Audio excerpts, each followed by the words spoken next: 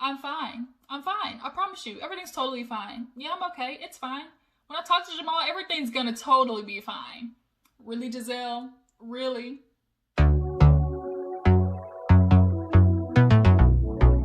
What's up, you guys? Your girl G here. Welcome back to my channel. Real Housewives of Potomac gave us part 2 last night, and it definitely, I'm not gonna lie, I fell a little more flat than what I thought it was gonna be, compared to the trailer that we saw for the preview for this episode. But they still had some good things going on in there, so let's go ahead and talk about it, because it was a lot. If you are new to your girl's channel, thank you for clicking on my video. Let me welcome you to Big What's Up. Make sure you hit that subscribe button so you can become a member of the Juice Box crew, okay? And if there are any birthday shout outs I need to do, make sure you drop their birthday down in the comments so I can shout you out in my next video, all right? The Juice Box crew, my Jujus, all right? Everybody, family, love, A1, Ace Boon Coons, appreciate the love and support y'all be having for your girl. Make sure you're helping me reach my goal of 2K though by the end of the year. That's my goal, my bucket list. Want to get my channel to 2K before the end of the year, so make sure you are sharing, you are tagging, doing whatever you need to do to help your girl reach my goal, okay? So let's go ahead and get into Real Housewives of Potomac. So we opened up where we left off, which was Monique having Gizelle stuck on stupid. So she, was in the binder and everything, and Andy's basically looking at Gizelle like, okay, where do we go from here? Like, what's up? And she's like, yeah, I'm fine. Like, man, I ain't even worried about all that.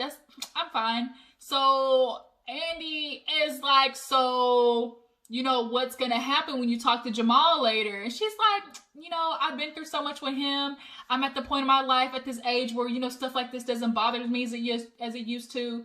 So basically she's saying, we know it's true, but for argument's sake, had this just been completely news to Gizelle, you're basically saying, like, I've already been through with this nigga, so, like, it doesn't sting as much as it used to.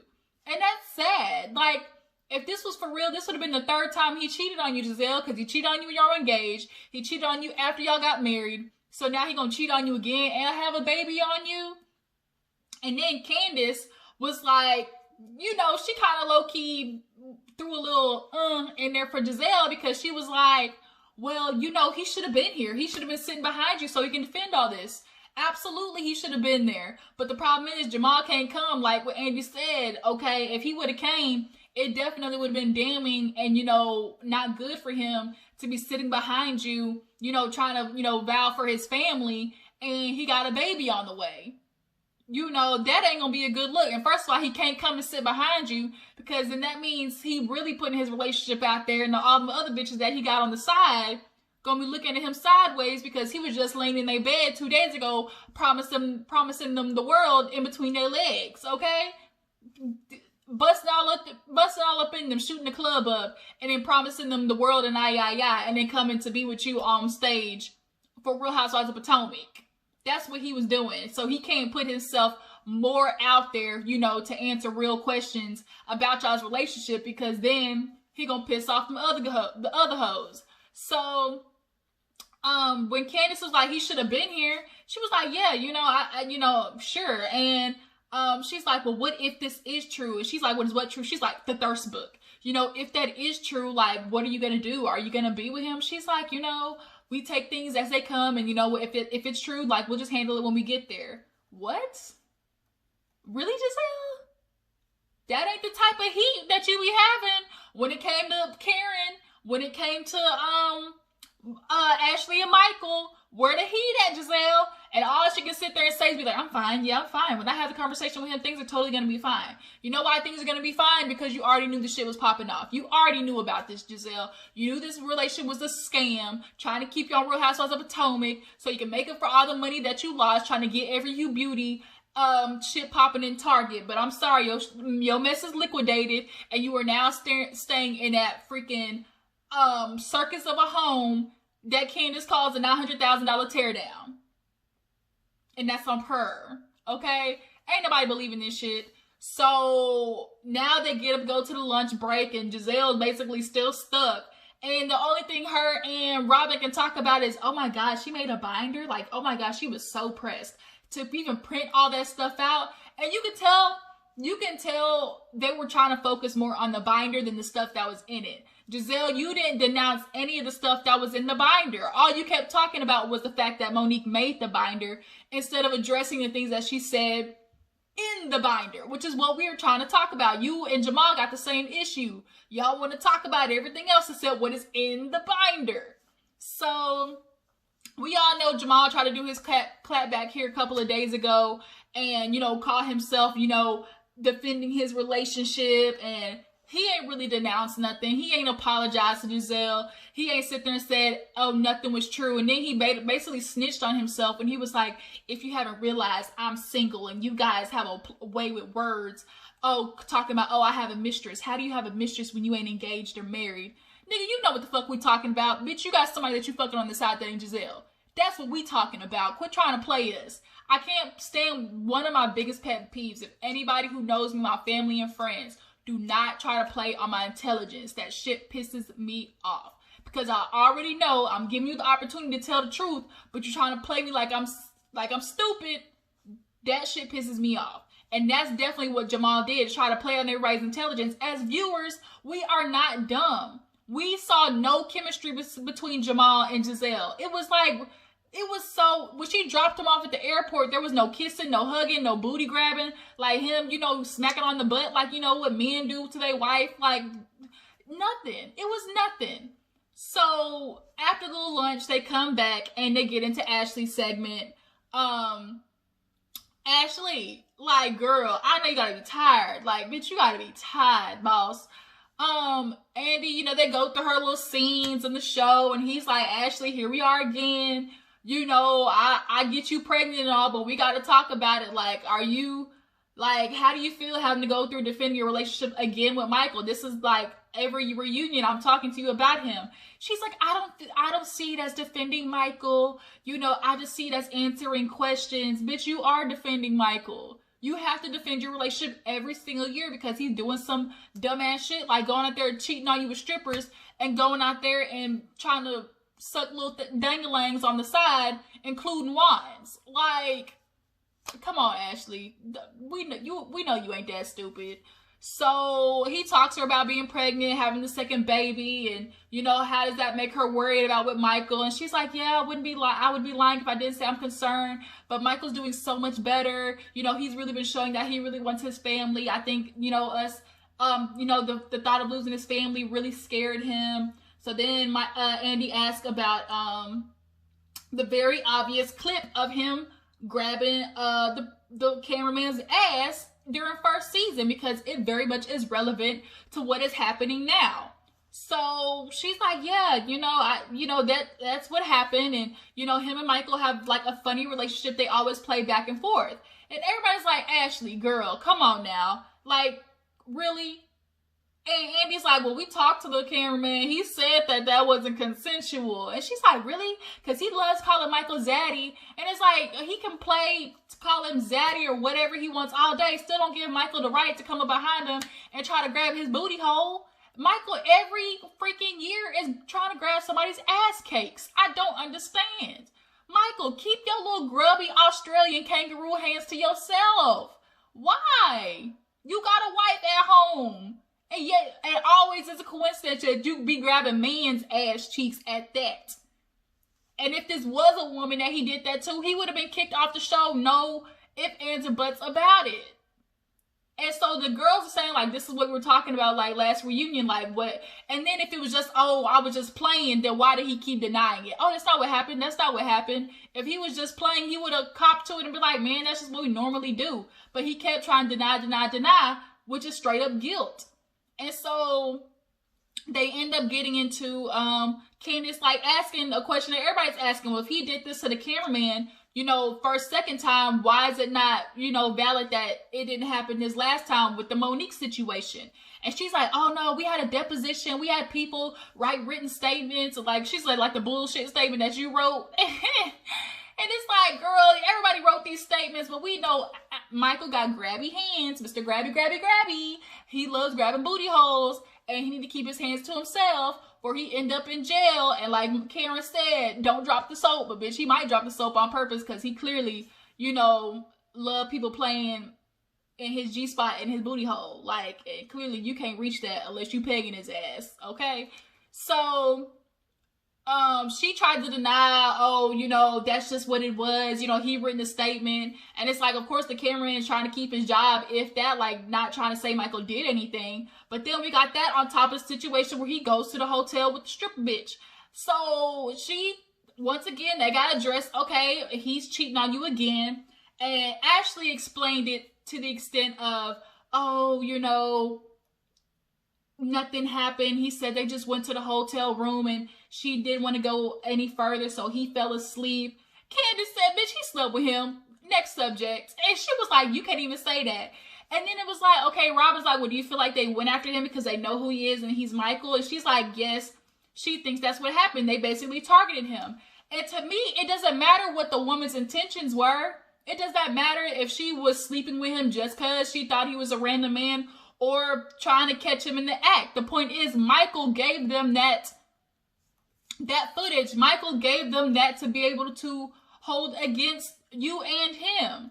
Why is he constantly going with other women, Ashley? Other women and men, clearly. Because if Juan told Michael today that he wanted that ass, he'd be tooting it up tomorrow. So the thing is, it's like you keep making excuses for him at that. So Gizelle's like, well, why is she asking for money if they didn't do anything? Why is that? And if they didn't do anything, I'm still asking questions. If they didn't do anything, why he in his boxers in the video? Stop calling me spam risk. Got like all these damn spam calls. So if Michael didn't do anything, why was he in his boxers in the picture? That's my question. So then Ashley's like, Andy's like, well, why do you know what's going on? Y'all had a prenup. She did. Okay, now all of a sudden she said they didn't have a prenup. I'm confused. I thought they did. And then she's like, oh, that's not what happened. Like, I'm asking for a post-nup. And you asked for a post-nup a year ago when y'all were recording this. The fact that you still don't have a post-nup means Michael is delaying this shit and you letting him. You need to get your shit together. And she's like, maybe I should get it now that I have a second baby. Everybody's rolling their eyes like, duh. So then she's, Andy's like, well, are you gonna, like, if he cheats on you again, are you leaving? She's like, yeah. But she kills me every time it comes to Michael. She's always reverting back to something that she did to why he's doing what why he's out there fucking around on her.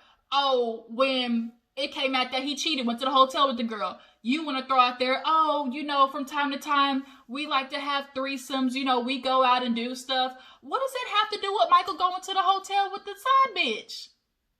Then we get to this situation, and you at the reunion talking about, oh, you know, I'm just not so quick to throw it away because, you know, I've had my own fun when we were separated, and, you know, he forgave me for that. Keyword, separated. If y'all were in a separation, what you were doing, clearly, I guarantee what you was doing out there, Michael was out there doing it times 10.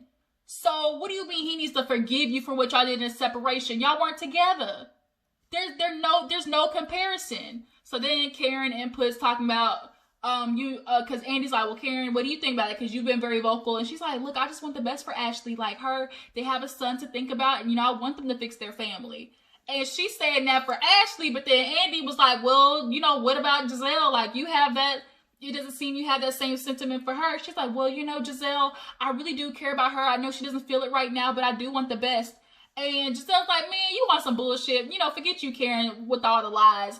And she's like, I know you don't feel it right now, Gizelle, but I really do root for you. And he's like, oh, you really want her family to stay together? She said, yeah, I would love to root for her family. As long as it's a real one. I said, there you go. As long as it's a real one. Because Gizelle, as of right now, all I can hear is fraud. Fraud, fraud, fraud. Fraud, fraud, fraud. Fairy tales and fallacies is what's going on with you. And that family that you claim you're trying to get back together.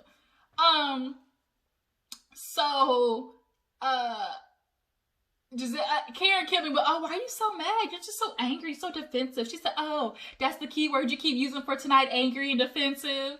And so Gizelle was like, I don't want nothing to do with Karen. And because Andy was like, oh, ain't it great to have Karen on your side? And she's like, she full of shit. And she said, oh my God. She said, you taught me so well, honey. And she pulled the ponytail down. I said, let me find out, Karen, Karen has been having her foot on Gizelle's neck. Neck. Man, Karen has been coming for that ass since episode 1 this season. And Karen has been building up everything that she has been feeling about Gizelle, because Gizelle has been doing everything and throwing everything but the kitchen sink at Karen since day dot. So, like Karen said, bitch, you taught me well. Finally, after all these years, I'm coming for that ass. And a lot of it has to do with her parents passing away. You know, she's not really worried about how she's looking, because then they now get into Karen's section. And Karen, you know, they go through her part and how it's a difference between, oh, the grande dame to who she is now. And Karen admits, like, you know, I just was acting different because her parents were still alive, and obviously them being able to see that stuff, you know, that's understandable. But the new Karen, she getting drunk and spilling all the beans on that Fireball. I personally love Fireball. Like, I can drink Fireball straight. I like liquors you can drink straight. So, like, Fireball is a good one. Pink Whitney, that's a new one I've been really getting into. Amsterdam, I'm a big Amsterdam vodka person. The pineapple Amsterdam and the apple Amsterdam. Mixed well with everything. There's another one and a good rum. Everybody loves a good rum, or at least I do. But yeah, so she got drunk, spilled the beans about the IRS situation, how she want her motherfucking money back. Because if it was not for the show, Ray, your ass would be in jail, in trouble, okay? So, you know, they started talking about how her and Ray, you know, were having issues, and, you know, he wasn't saying that he loved her. And Karen was like, look, you know, obviously the show, you know, things change. And, you know, I was explaining, I told him, she's like, but it fixed our relationship. And she's like, I have to understand that, you know, I can't hold that against him, because, you know, living with Ray, he afforded me a lifestyle. So basically, Karen feels like, because, you know, 20-something years of her life, Ray's been bankrolling that lifestyle, this is basically like her get back for him. Like, this is basically her repayal. So Gizelle tried to call herself throwing in a couple of jabs when it came to Karen and Ray and that whole, you know, therapist situation, because because Gizelle was like, oh, you know, I love Karen, like this new Karen, that's what I really like, because she really is fun. But I love the fact that Ray, you know, was being honest and was telling the truth. And it was like, bitch, you really trying to be shady, because then she tried to throw out there, oh, I really love that he was, you know, telling the truth. And, you know, because Karen needed to hear it. And, you know, I think she was crying because she didn't want him to stay on the show, and because she was embarrassed. And it's like, bitch, how you trying to tell Karen how she feel? You want her to be embarrassed because you embarrassed. Don't be trying to go out there and say, oh, Karen's embarrassed because Ray said this shit. Nah, don't you do it. Don't you try to throw that into the atmosphere. Goodbye. Talking about, oh, she's embarrassed because Ray said that. No, I'd genuinely be hurt if my husband said he wasn't in love with me. And that got shit to do with embarrassment. But you just want her to be embarrassed because you embarrassed with the shit that's going on with your life, with your failed business, failed relationship, and just failed neck. How about that?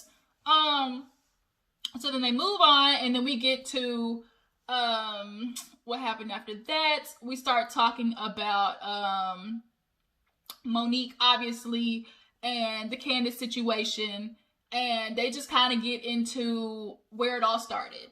And for Monique, it definitely went back to, you know, their relationship. They ran back through Candiace's and Monique's relationship, how it started good and then went sour.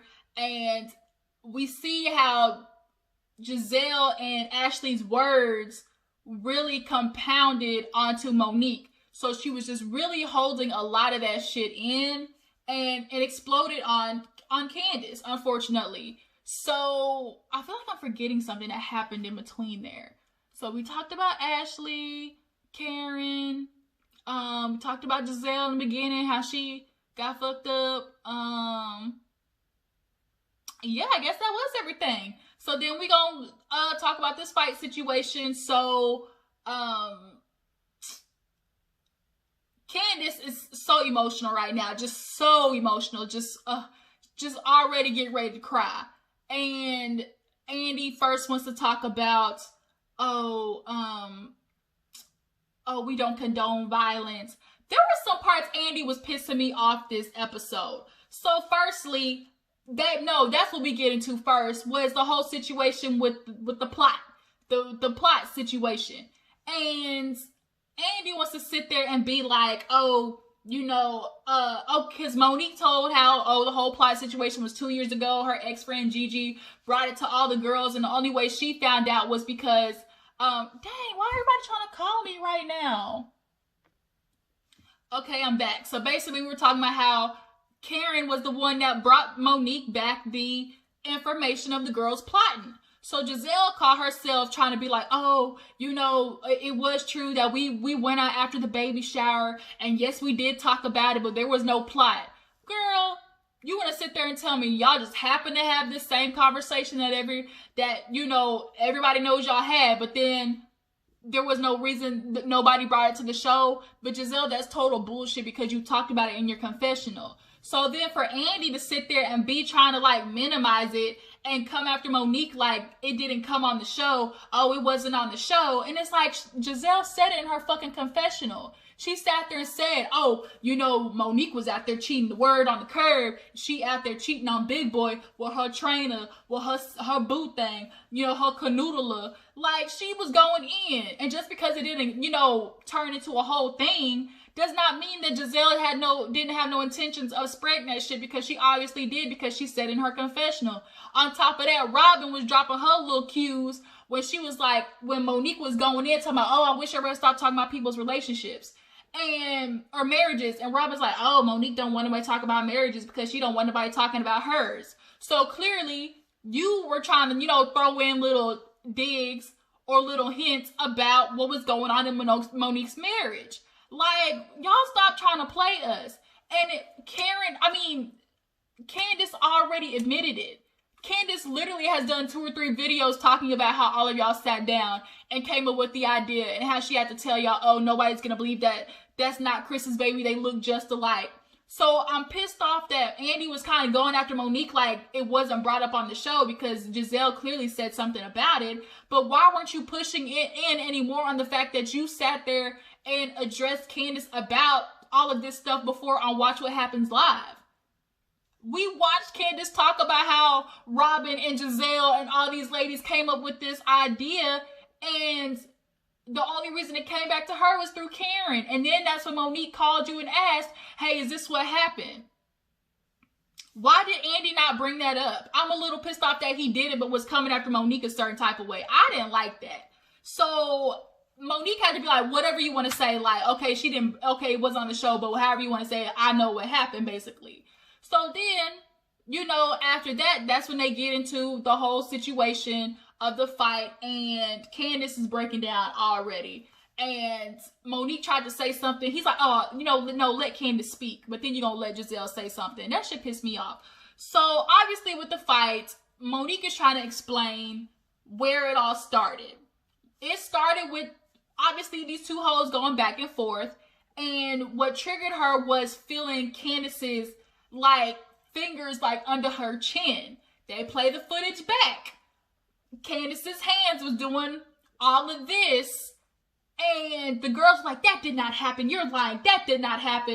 Monique's like, y'all, bitches, I done ran this footage 3, 4, 6, 7, 1,200 times through legal situations. Y'all trying to tell me I didn't see what I saw? I saw what I saw. Y'all trying to tell me that you didn't see what I see, that I see you saw, that you saw me see? Bitch, what the fuck? I'm sitting there like, if I was Monique, I'd be pissed off, because I would watch. She clearly watched that shit back. Obviously, with lawyers, that's what you do when you go to a legal case about a fight. You watch the footage back.